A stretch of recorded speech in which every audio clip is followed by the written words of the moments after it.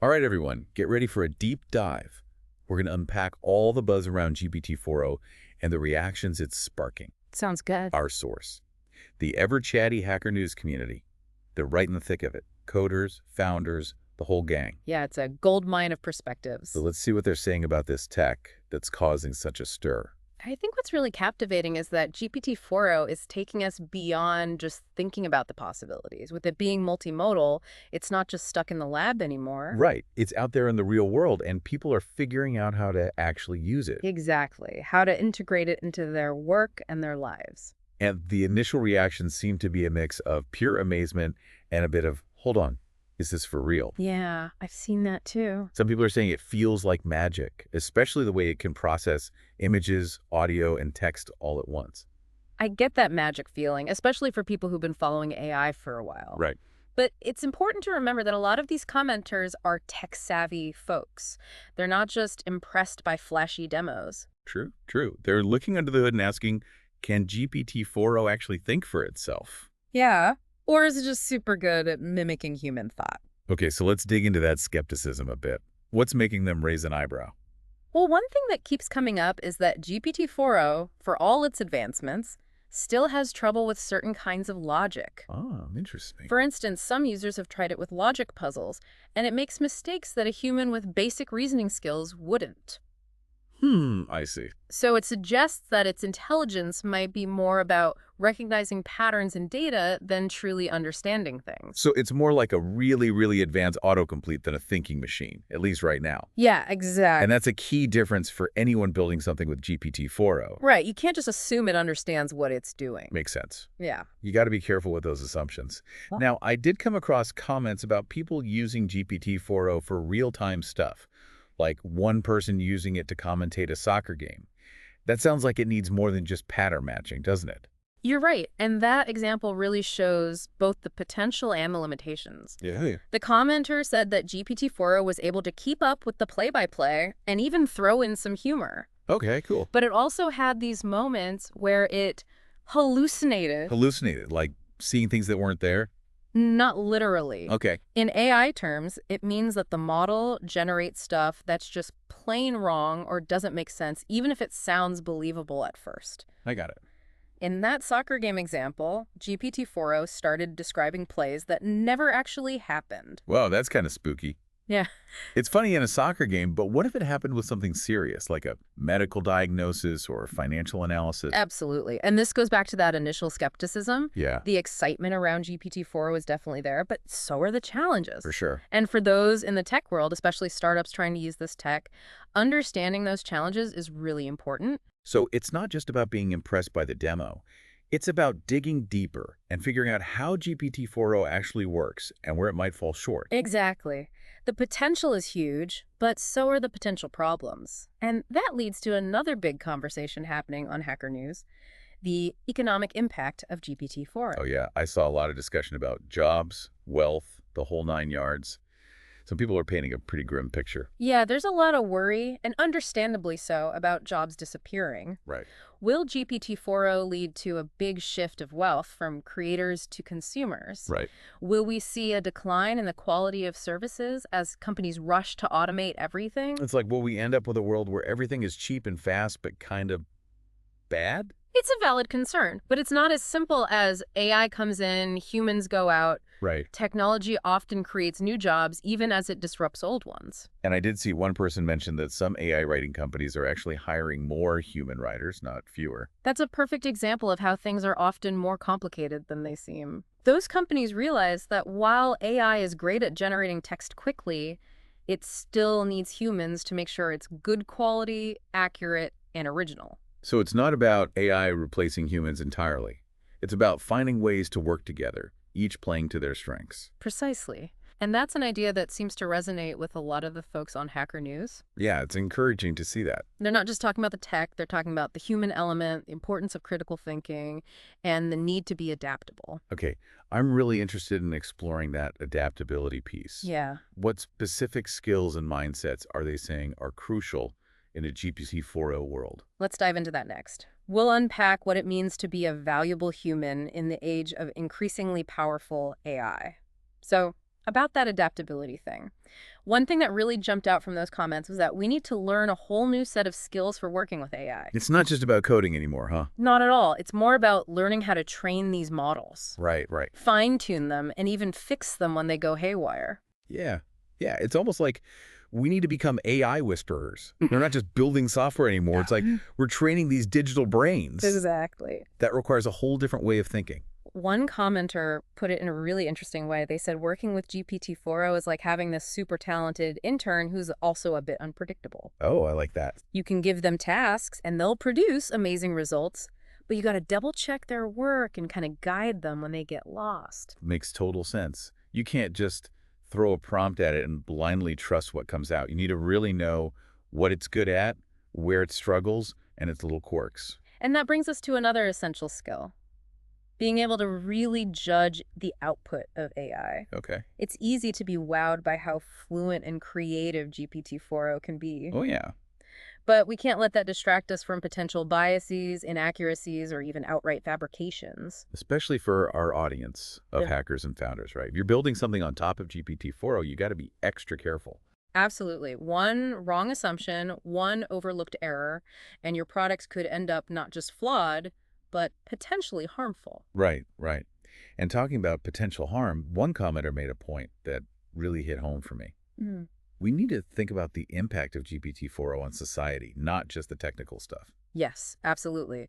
It's easy to get caught up in the cool factor and forget that this tech has real-world consequences. For sure. For example, a lot of people express concerns about GPT-4o potentially making existing inequalities worse. You mean like, if not everyone has equal access to this technology, it could create a bigger divide between the haves and the have-nots. Exactly. Or think about the potential for bias baked into the model itself.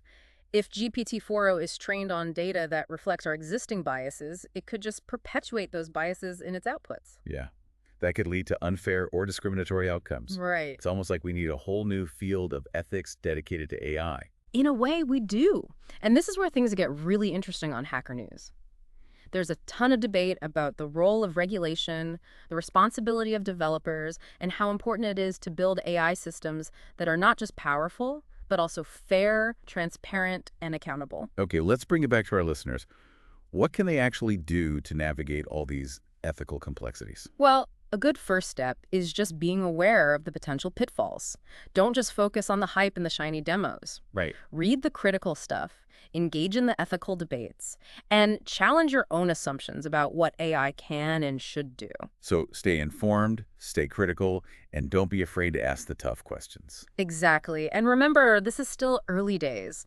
The AI landscape is changing so fast, and the choices we make now will have a big impact on the future. You know, one thing that really caught my eye in the comments was the talk about GPT-4o's voice interface. I mean, having a back-and-forth conversation with an AI, that feels like a whole new level of interaction. It definitely is a big leap forward. And for developers, it opens up a whole new world of possibilities. Oh, totally. Imagine programming just by speaking your code, or AI tutors that can tailor their teaching to each student. Okay, now that is getting into mind-blowing territory. Yeah. But I can see how it could also get creepy if it's not done right. Right? Like if the AI is too lifelike, it could start to feel a bit unsettling. You're not wrong. One commenter even said it felt like listening to two commercials talking to each other when they heard GPT-4's voice interactions. Like that overly enthusiastic, kind of robotic cheerfulness you often get with AI. I get that. It's like we want the AI to be engaging and helpful, but not in a way that feels manipulative or like it's trying to sell us something. Exactly. And that leads to a deeper question. How do we design AI personalities that feel natural and engaging without being annoying, creepy, or manipulative? Right, that's a tough one. It's something researchers and developers are wrestling with, and the answer is likely to be pretty complex. It's not just about the voice itself, is it? It's about the whole interaction. How the AI responds, how it understands the context, how it anticipates what we need. You got it. And this is where things get super interesting for the Hacker News crowd. They're not just talking about how to build these systems, but also how to control them, how to make sure they stay as tools that serve us, not something that starts shaping us in ways we don't fully grasp. There were some pretty heated discussions about the open source versus closed source approach to AI development. Definitely. Some folks are convinced that open source is the only way to make sure we have a diverse and innovative AI ecosystem. That's a common view in the open source world. They believe that making the code and data accessible to everyone fosters collaboration, speeds up innovation, and prevents any single company from having too much power over this technology. But then there's the other side of the coin. Hmm. Open source could make it harder to stop the spread of harmful AI. Right. Like, how do you stop someone from taking that open source code and building something malicious? It's a tough call. How do we balance the benefits of openness and collaboration with the need for safety and responsibility? It's a question that policymakers, researchers, and developers are all struggling with, and there are no easy answers. It's like, on one hand, we want to give everyone access to these amazing tools, Yeah. but on the other, we don't want to unleash something we can't control. Exactly. And that tension is at the heart of a lot of the discussions about AI right now. It's a tension between progress and caution, between innovation and responsibility, and it's a tension that we'll need to navigate very carefully if we want to build a future where AI truly benefits humanity. It really does feel like we're standing at the edge of something huge. All these different aspects we've been talking about, the tech, the economics, the ethics, it's like they're all leading to this question of what happens next. You know, it struck me how many of those comments on Hacker News are from people who are already living in that next. They're not just theorizing, they're actually building things. Right. That's where it gets real, where GPT-4o's potential becomes actual products and services. Yeah, I saw a lot of people talking about how surprisingly affordable and fast GPT-4's API is. Yeah. That seems like a total game changer, especially for startups who maybe didn't have access to this kind of power before. Oh, it's definitely leveling the playing field. Yeah. But it also brings up a question that kept coming up in the comments. Will this just lead to a race to the bottom? Will everyone just try to make the cheapest, fastest thing, even if it means quality suffers or they skimp on safety? One commenter put it really well. They said, OpenAI is giving us the sugar rush now, but will there be a crash later? Ooh, yeah. That's a great analogy. It really emphasizes the need to think about the long game. It's easy to get caught up in the initial excitement, but we also need to be asking ourselves, what does a truly sustainable and responsible AI ecosystem actually look like? Yeah, and that brings us right back to that debate about open source versus closed source. Some people are convinced that open models are the only way to ensure diversity and prevent any one company from having too much power. There's a strong argument there, especially when you consider fairness and preventing monopolies. Right. Open source could give a lot more developers and entrepreneurs the power to build new solutions that fit specific needs. But then there's the counter-argument that making things open source could also make it tougher to control the spread of harmful AI. Right. It's a classic double-edged sword. Absolutely. So the big question becomes, how do we encourage innovation and creativity, but also protect against misuse?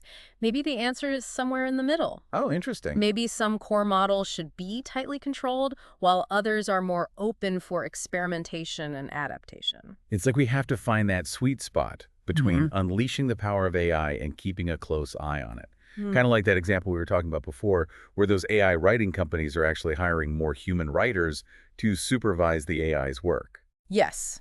Exactly. It really drives home the idea that AI, at least for the foreseeable future, is at its best when it's working together with human intelligence. We still need that human touch to ensure quality, accuracy, and ethical considerations. So what does all this mean for someone listening right now, trying to build a startup or launch a product in this world where GPT-4o exists? It's exciting, but it's also kind of intimidating, right? I think the key takeaway, and we saw this echoed in a lot of the comments, is to adopt a mindset of constantly learning and adapting.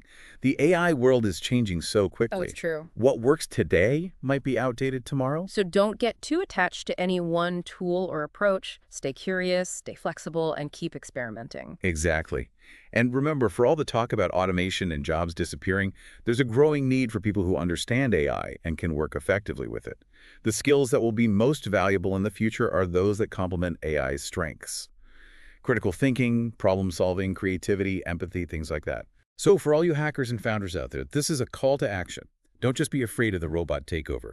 Seize the opportunity to become those human-AI hybrids who thrive in this new landscape. Yeah. Learn how to train models, evaluate their outputs, spot biases, and design AI systems that are not only powerful, but also ethical and truly benefit society. And most importantly, stay involved in the conversation.